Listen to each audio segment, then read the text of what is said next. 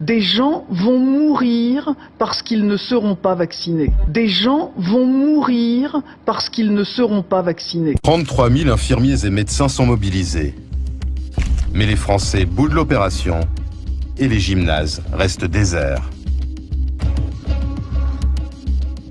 Vous voyez, là on était 4 médecins cet après-midi pour 2 box de consultation, une salle d'attente vide, pas de patients, pendant que nos patients en ce moment à l'hôpital n'ont pas de médecin pour s'occuper d'eux. Pour sauver la campagne et écouler les millions de vaccins, Roselyne Bachelot multiplie les déclarations de plus en plus alarmistes. Vous savez que quand on a vu dans un service hospitalier le parenchyme d'un petit bébé atteint irrémédiablement par le virus A H1N1, qu'on a vu en réanimation des femmes enceintes, des jeunes gens présenter des formes fulminantes et mourir en 2 ou 3 heures avec cette forme de grippe, eh bien je vous assure... je vous dis la vérité. Je vous dis la vérité. L'OMS prévoit que la grippe H1N1 tuera 2 millions de personnes dans le monde. 2 millions de personnes dans le monde. Plus de 2 mois après le début de l'épidémie mondiale, en France, la grippe H1N1 n'a touché que 450 personnes. Aucune n'en est morte. Je vous dis la vérité. Une semaine avant la campagne de vaccination, les services du Premier ministre réalisent un sondage qui montre que le refus des Français est de plus en plus fort. 85% d'entre eux ne veulent pas se faire vacciner.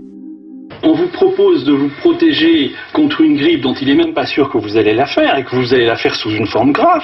Et en échange, on vous apporte sur un plateau des particules virales, on vous apporte des adjuvants ou pas d'adjuvants, on vous apporte du mercure, enfin des conservateurs, et on vous dit, comme c'était pressé, on n'a pas eu le temps de bien regarder, on n'a pas eu le temps de faire les études.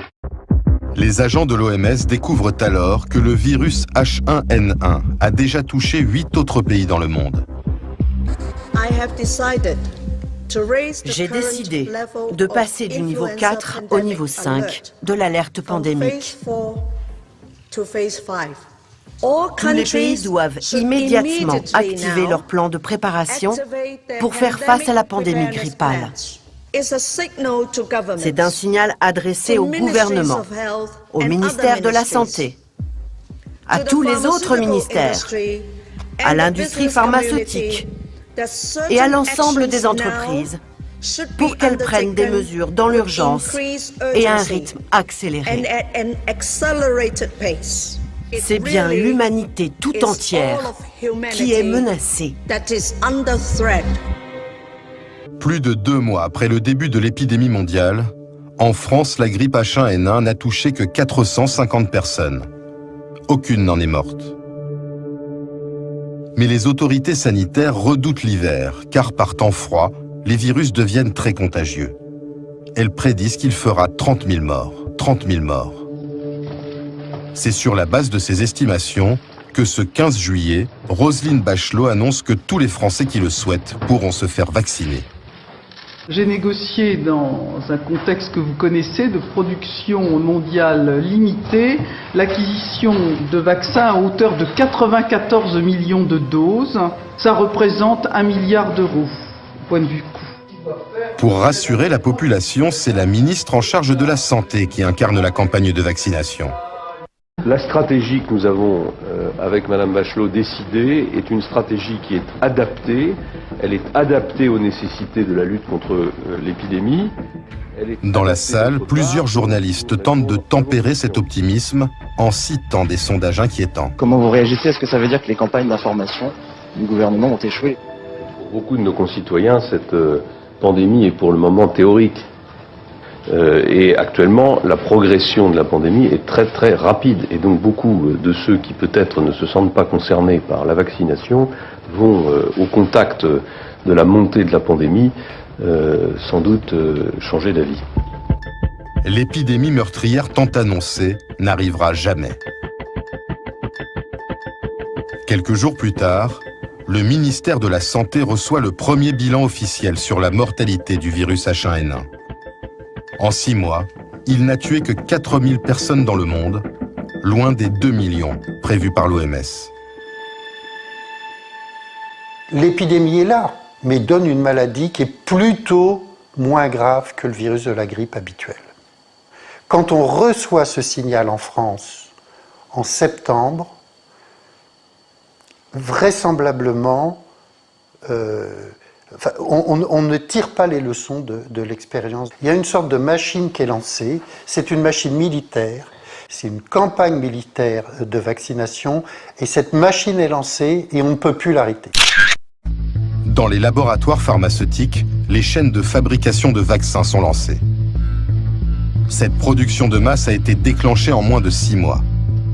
Un temps record qui crée des doutes sur l'innocuité de ce nouveau vaccin. Dans les semaines qui suivent, les autorités sanitaires sont confrontées à une montée des critiques dans les médias, y compris des professionnels de santé. Donc là, il y a un bénéfice-risque entre, d'un côté, une grippe qui va durer une semaine et d'autre part, un risque faible mais réel d'avoir une maladie que vous aurez toute la vie. On vous propose de vous protéger contre une grippe dont il n'est même pas sûr que vous allez la faire et que vous allez la faire sous une forme grave. Et en échange, on vous apporte sur un plateau des particules virales, on vous apporte des adjuvants ou pas d'adjuvants, on vous apporte du mercure, enfin des conservateurs, et on vous dit, comme c'était pressé, on n'a pas eu le temps de bien regarder, on n'a pas eu le temps de faire les études. Si des infirmières, comme c'est le cas, disent « moi je ne me ferai pas vacciner, je suis infirmière, je ne me ferai pas vacciner », ça a un impact considérable. On n'a peut-être pas mesuré suffisamment que ça pouvait se produire. Une semaine avant la campagne de vaccination, les services du Premier ministre réalisent un sondage qui montre que le refus des Français est de plus en plus fort. 85% d'entre eux ne veulent pas se faire vacciner. À ce moment-là, le fiasco aurait encore pu être évité.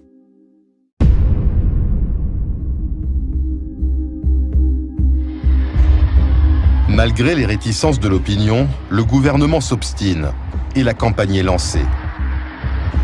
Sous escorte de la gendarmerie, des centaines de milliers de vaccins traversent la France pour rejoindre plus de 1000 centres de vaccination.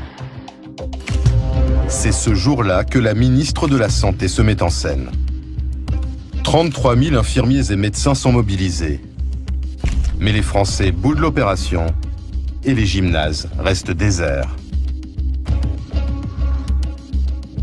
Vous voyez, là on était 4 médecins cet après-midi pour 2 box de consultation, une salle d'attente vide, pas de patients, pendant que nos patients en ce moment à l'hôpital n'ont pas de médecin pour s'occuper d'eux. Pour sauver la campagne et écouler les millions de vaccins, Roselyne Bachelot multiplie les déclarations de plus en plus alarmistes. Vous savez que quand on a vu dans un service hospitalier le parenchyme d'un petit bébé atteint irrémédiablement par le virus A/H1N1, qu'on a vu en réanimation des femmes enceintes, des jeunes gens présenter des formes fulminantes et mourir en 2 ou 3 heures avec cette forme de grippe, eh bien je vous assure... je vous dis la vérité. Je suis ministre de la Santé, je viens pour vous dire la vérité. Nous avons eu dans la semaine qui vient de s'écouler 16 morts à cause de la grippe A/H1N1. Ce chiffre est en augmentation de 50% par rapport à la semaine précédente. Et cette évolution terrible, en quelque sorte, nous la voyons partout en Europe. Des gens vont mourir parce qu'ils ne seront pas vaccinés. Quelques jours plus tard, le ministère de la Santé reçoit le premier bilan officiel sur la mortalité du virus H1N1. En 6 mois, il n'a tué que 4000 personnes dans le monde, loin des 2 millions prévus par l'OMS. Des gens vont mourir parce qu'ils ne seront pas vaccinés. Dans les semaines qui suivent, de nombreux médecins s'abordent la campagne de vaccination dans l'intimité de leur cabinet. Les médecins ayant été exclus du dispositif de vaccination n'auront de cesse de dire à leurs patients, on en a la preuve, on a des enquêtes qui le montrent, qu'il ne faut pas se faire vacciner par le vaccin H1N1 et qu'il faut se contenter du vaccin saisonnier habituel. Écoutez, c'est pas qu'on n'a pas encouragé. Alors, oui, parce que le comble, c'est qu'on nous demandait de demander à nos patients d'aller dans les gymnases. C'est quand même assez compliqué d'aller expliquer l'inverse de ce que vous sentez et de ce que vous croyez bon. On a eu beaucoup de mal à expliquer quand même à nos patients qu'il fallait qu'ils aillent dans le vaccinodrome et que c'était mieux pour eux. On a eu du mal. Parce que franchement, on ne peut pas demander de participer à quelque chose auquel on n'adhère pas. N'adhérions pas à cette campagne. Voilà. En quelques semaines, l'opinion bascule. Notez les résultats de ce sondage CSA pour le journal Le Parisien. À la question « Avez-vous peur d'attraper la grippe A ?», 80% des Français répondent non, contre 18% de oui. C'est un résultat net. Le virus n'inquiète pas. Pour moi, c'est vrai, j'ai pas une vision catastrophique d'une grippe qui finalement voilà, c'est de la fièvre, c'est quelques jours à la maison et on peut le supporter. Je n'ai pas peur de ce virus, a priori, voilà, ça m'inquiète pas assez pour aller me faire vacciner. Je suis naturellement résistant et par rapport à ça, je pense que j'ai pas besoin de vaccin. J'ai du mal à comprendre comment un discours alarmiste, ou disons plutôt un discours de responsabilité, peut décourager les gens de se faire vacciner. Et pourtant, seuls 8% des Français se font vacciner. L'État finit par résilier la commande de 50 millions de doses. Au total, cette campagne coûtera près de 600 millions d'euros, alors que la grippe H1N1 ne fera que 302 victimes, 6 fois moins que la grippe classique. Quand on a une réaction qui ne correspond pas à la réalité épidémiologique, les gens pensent qu'il y a un autre objectif, il y a un autre but qui leur est caché. Ce sera le début de l'ère des rumeurs, le début de l'ère du soupçon, l'effondrement de la confiance. Depuis la crise H1N1, plus de 40% des Français n'ont plus confiance dans les vaccins. Alors, que se passera-t-il en cas de nouvelle pandémie ? Aujourd'hui, c'est Agnès Buzyn, la ministre de la Santé, qui est en charge de ce dossier très sensible. Dans l'opinion publique, il y a quand même eu l'idée que cette campagne avait été pilotée en coulisses par le lobby pharmaceutique. Le patron de Sanofi avait dit devant ses actionnaires, ce vaccin, ce sera une opportunité significative en termes de revenus. C'est un joli coup de fouet pour nous, pour le chiffre d'affaires et pour le cash flow. Est-ce que vous comprenez que nos concitoyens soient un peu révoltés par cette forme de cynisme ? Oui, alors évidemment, après, les industriels jouent leur jeu. On peut aussi parfois leur reprocher de ne pas avoir été sur des vaccins qu'on attend. Je pense notamment à Ebola, qui est un virus qui crée des épidémies mortelles en Afrique depuis des années et sur lequel aucun industriel n'a voulu investir et faire de la recherche sur le vaccin. Ça n'intéressait personne parce que c'était des villages africains. J'insiste sur ce point, Madame la Ministre, et sur la gestion de crise passée, car il y a aussi une forme, disons-le, de dramatisation pour justifier les 11 vaccins obligatoires chez les enfants. Ce sont des éléments de langage qui reviennent, l'urgence, le danger, le risque d'épidémie et de pandémie. Des épidémies surgissent ça et là, faisant chaque année des morts. Une dizaine de morts de la rougeole les 4 dernières années, c'est trop. Une cinquantaine de morts de méningite, des jeunes entre 15 et 25 ans, c'est trop. Votre décision fait débat. Depuis le 1er janvier dernier, chaque enfant doit être vacciné avec 11 vaccins. C'est une décision de santé publique qui répond en fait à un objectif mondial de l'Organisation mondiale de la santé, qui demande aujourd'hui à tous les pays du monde d'obtenir 95% d'enfants vaccinés pour les vaccins nécessaires, et la France en est loin. De fait, il reste 20 à 30% des enfants qui ne sont pas vaccinés aujourd'hui, avec la résurgence d'épidémies, parfois mortelles, avec des enfants qui font des handicaps à vie. Pourquoi, Agnès Buzyn, ce caractère obligatoire, alors qu'on sait que l'injonction, c'est ce qui crée de la défiance? 40% aujourd'hui, c'est ce que montre ce rapport, 40% des Français sont méfiants vis-à-vis des vaccins. Ils ont plus peur des vaccins que de la maladie. Comment vous l'expliquez ça?